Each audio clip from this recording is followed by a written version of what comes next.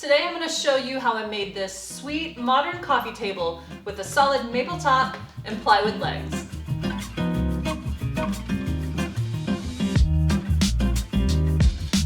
I'm starting by making the tabletop, and for that I'm using 3 3/4 maple boards that I picked up from my local hardwood lumber yard.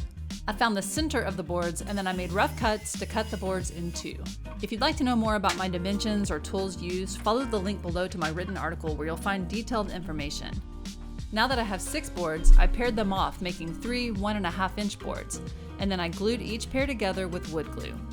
Once they were all glued up, I sandwiched them together in clamps.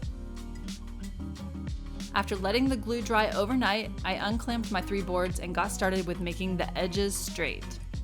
These 3 boards are going to be glued together side by side to make a tabletop, so establishing a straight edge where the boards meet with no gaps is my goal. To do this, I got out my Kreg AccuCut to help my circular saw run in the straightest line possible. This AccuCut is just a straight track that has a guide that attaches to most circular saws. Here, you see me lining out marks across the 2 seams where I'll be joining the boards together. These marks are going to guide my biscuit joiner. A biscuit joiner is just a tool that cuts out slots in the mating edges to help make the joining of the edges more accurate.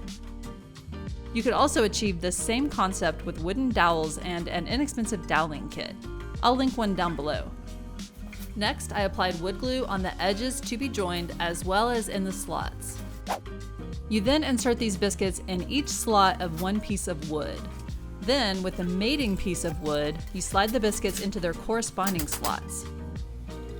And again, this is just helping to make the joining of the edges more accurate. And once both joints were glued, I was able to put this tabletop into clamps to dry. Before I started this glue up, I made some caul boards out of 2x4s. And these caul boards are just boards with packing tape on the contact faces so glue squeeze out doesn't stick to them. Now, before tightening down on my tabletop clamps, I clamped the caul boards to each end, sandwiching my tabletop to help keep the boards flush during the glue up and to help keep my table as flat as possible, which worked great.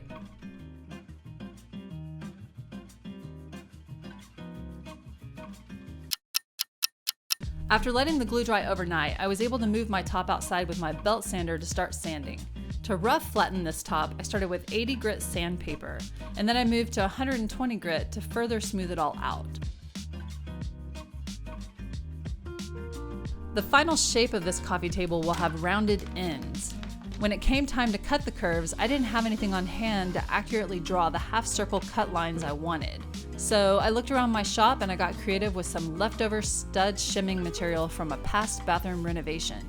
It was flexible enough to curve nicely, but it was stiff enough to hold up while I drew my lines. To cut each end, I used my jigsaw and I cut just outside of the line. That way, I could then use my belt sander and sand to the line to make sure the curves were nice and round. I then flipped my table upside down and I added a chamfered edge to the bottom with my palm router. And with that detail done, my top was roughly done. The base of this coffee table is going to be made out of stacked strips of maple plywood. To make these strips, I cut 2.5-inch wide pieces on my table saw. I cut enough strips to create the height I wanted the base to be once they were stacked together. When I had enough plywood strips for my 2 base ends, I glued them up 3 strips at a time and then sandwiched them all into clamps to dry. You'll see why I only glued 3 at a time here in just a second. Once they were dry, I took the top piece and I marked where I'll need to cut out some material for the tabletop to sit in. Then, to make my cut lines for the curved ends, I grabbed a small rounded jar of plumber's putty, which was the perfect size round template to draw my lines. To make these cuts, I used my bandsaw, and this is why I kept the glue ups for this base at 3 inches or less. My small bandsaw has a 3-inch depth. The bandsaw also worked great for cutting away the material for the tabletop to sit in.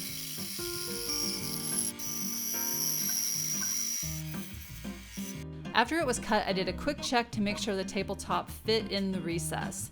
And after I saw that it did, I took the top piece from the second base end, copied my cut lines, and repeated the process. Now with my 2 tops of the 2 bases done, I could get to work cutting the round ends of the rest of the pieces for this base.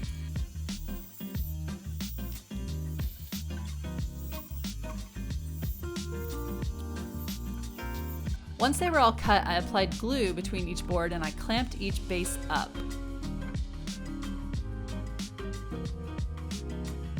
I let that dry overnight, and then for the first time, I got a really good look at how these bases would look with the top. And I have to say, it looked even better than I imagined. I'm going to want these two bases to stay in place, so I'm going to add a center brace to tie them together. For this, I just took a leftover piece of plywood to the table saw and ripped it in half. I then glued these two pieces together to make a thicker 1.5 inch wide brace.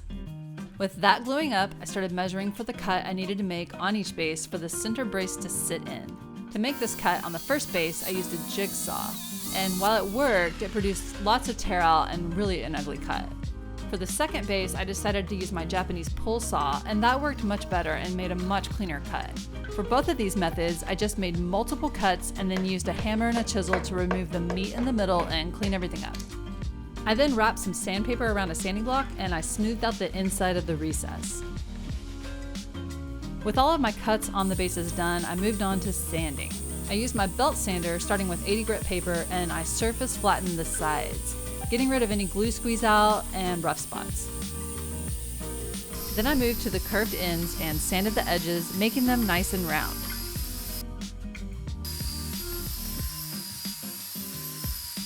And then again with my orbital sander with 180 grit sandpaper to finish it up.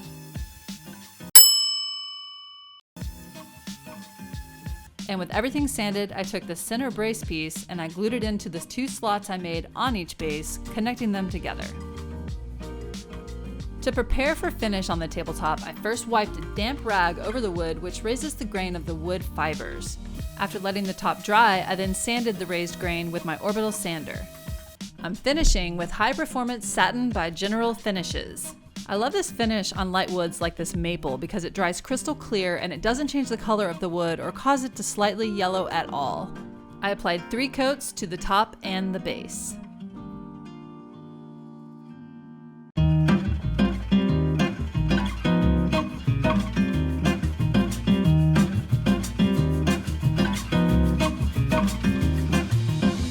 So that is it. I hope you guys enjoyed this project and I hope you feel inspired to build one of your own.